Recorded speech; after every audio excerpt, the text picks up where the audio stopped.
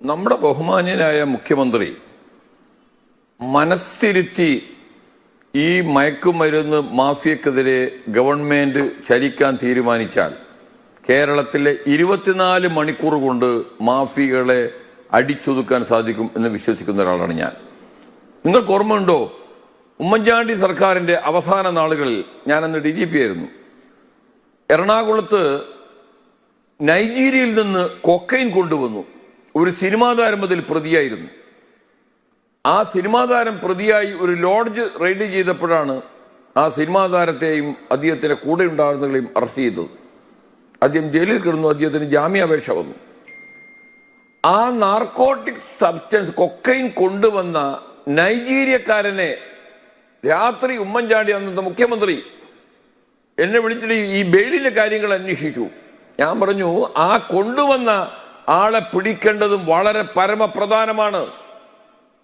കേരളത്തിൽ ഒരു circle inspector അദ്ദേഹം ആഫ്രിക്കയിൽ പോയി, നൈജീരിയയിൽ പോയി ഈ കൊക്കൈൻ കൊണ്ടുവന്ന വ്യക്തിയെ അവിടെ നിന്ന് അറസ്റ്റ് ചെയ്തു. ഈ കേസിൽ പ്രതിയാക്കി. ആ കൊക്കൈൻ കൊണ്ടുവന്ന നൈജീരിയക്കാരനെയും ഈ സിനിമാ താരത്തെയും ഒരുമിച്ച് ജയിലിൽ കിടത്തി. ഒരു സർക്കാരിന്റെ ഇച്ഛാശക്തി കണ്ടത് അവിടെയാണ്.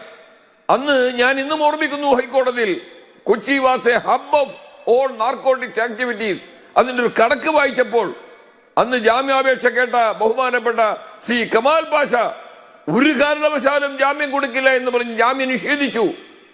അപ്പൊ സർക്കാർ ഈ നാർക്കോട്ടിക് സെല്ലിനെയും എക്സൈസ് ഡിപ്പാർട്ട്മെന്റിനെയും പോലീസിനെയും ശരിക്ക് അജ്ഞാതമായ ഒരു ശക്തി അവരെ കരങ്ങൾ കെട്ടിയിട്ടിരിക്കുകയാണ്, ബന്ധസ്ഥനാക്കിയിരിക്കുകയാണ്. കേരള പോലീസ് നാർക്കോട്ടിക്സ് വിങ് വളരെ ശക്തരായ, കാര്യക്ഷമതയുള്ള, വളരെ മിടുക്കന്മാരായ ഉദ്യോഗസ്ഥന്മാരുണ്ട്. അവർക്ക് ശരിക്ക് പ്രവർത്തിക്കാനുള്ള അധികാരവും സ്വാതന്ത്ര്യം കൊടുത്താൽ കേരളത്തിൽ ഇന്ന് തടിച്ച് കൊഴുതുന്ന ഈ മാഫിയകളെ പിടിച്ചിരുത്താൻ, അവസാനിപ്പിക്കാൻ സാധിക്കും. അതിന് ഒരു പൊളിറ്റിക്കൽ പാട്രണേജ് അറിഞ്ഞോ അറിയാതെയോ ഈ മാഫിയയുടെ പിന്നിൽ പ്രവർത്തിക്കുന്നുണ്ട്. അതിന്റെ ഏറ്റവും നല്ല ഉദാഹരണമാണ് തലശ്ശേരിയിലെ ഈ പ്രതികൾ. മാഫിയ എന്ന് പറയുന്നവർ ഇവിടുത്തെ ഭരണകക്ഷിയുടെ ഉന്നതന്മാരുടെ പാട്രണേജ് ഉണ്ട് എന്ന് പറഞ്ഞാൽ ആർക്കും അത് നിഷേധിക്കാൻ പറ്റില്ല. അതുകൊണ്ടാണ് ഞാൻ നേരത്തെ പറഞ്ഞത്, ഉമ്മൻചാണ്ടി ആക്രമിക്കാൻ വന്ന പ്രതിയാണ് സി ബാബു ജാക്സൺ. ഈ പാർട്ടിയുടെ പ്രധാനപ്പെട്ട ആളാണ്. അപ്പോ പൊളിറ്റിക്കൽ പാട്രണേജ് മാഫിയക്ക് അനുകൂലമായാൽ ഇതിനേക്കാളും വലിയ മാഫിയകൾ ഇവിടെ തടിച്ചു കൊഴുക്കും. നമ്മുടെ തലമുറയെ മുഴുവനും നശിപ്പിക്കുന്ന മാരകമായ അതിനൂതനമായ നാർക്കോട്ടിക് സാധനങ്ങളെല്ലാം കേരളത്തിലെ വിദ്യാലയങ്ങളിലും കേരളത്തിലെ പൊതുസമൂഹങ്ങളിലും ഒരു സാധാരണ വസ്തുക്കളെ പോലെ ചെലവഴിക്കപ്പെടും. പിന്നൊരു കാര്യം, നമ്മുടെ പോലീസ് അക്കാഡമിയെ സജ്ജമാക്കണം. ഈ ഉദ്യോഗസ്ഥന്മാർക്ക് ട്രെയിനിങ് കൊടുക്കണം. ഞങ്ങളെ കാലത്ത് കൊടുത്തതാണ്. പ്രോസിക്യൂട്ടർമാരെ പരിശീലിപ്പിച്ചതാണ്, പോലീസ് ഉദ്യോഗസ്ഥന്മാരെ പരിശീലിപ്പിച്ചതാണ്. അങ്ങനെ സർവ്വവ്യാപകമായി സജ്ജമായ ഒരു പോരാട്ടം നടന്നാൽ, because this is A matter of crores, കോടിക്കണക്കിന് രൂപയാണ് ഈ നാർക്കോട്ടിക്സ് മാഫിയ കേരളത്തിലെ പൊതുസമൂഹത്തിൽ, കേരളത്തിലെ നമ്മുടെ വിദ്യാലയത്തിന്റെ അടുത്ത് സിഗരറ്റ് വിൽക്കുന്നവനെ പോലീസ് പിടിച്ച് അറസ്റ്റ് ചെയ്യുന്നു. തലശ്ശേരി BMB സ്കൂളിന്റെ അടുത്തുള്ള ഒരു ചെറിയ പെട്ടിക്കിടക്കാരനെ പോലീസ് അറസ്റ്റ് ചെയ്തു. എന്താണ്? അവിടെ സിഗരറ്റ് വിറ്റു എന്ന്. അവരൊന്നും ഈ മാഫിയകളെ കാണുന്നില്ല.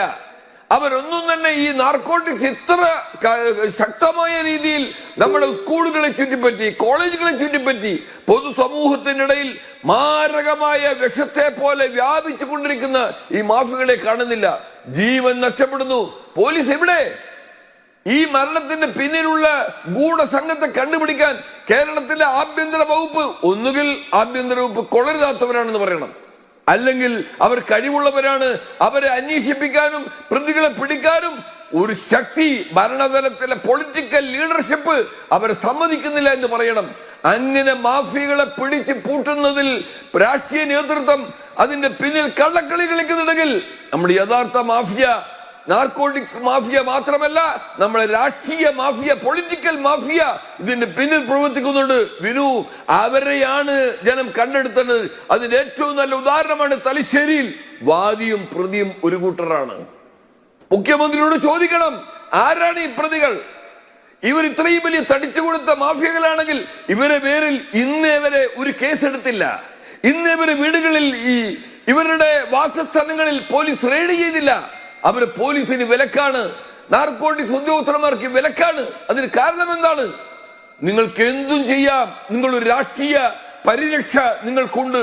ആ പാർട്ടിയോട് കൂറു പുലർത്തിയാൽ മതി. ഇനി ജയിച്ചു കഴിഞ്ഞാൽ അവർക്ക് എല്ലാവിധ സഹായങ്ങളും ഈ പാർട്ടി നൽകുന്നു. അവിടെയാണ് ഒരു അപകടകരമായ പ്രവണത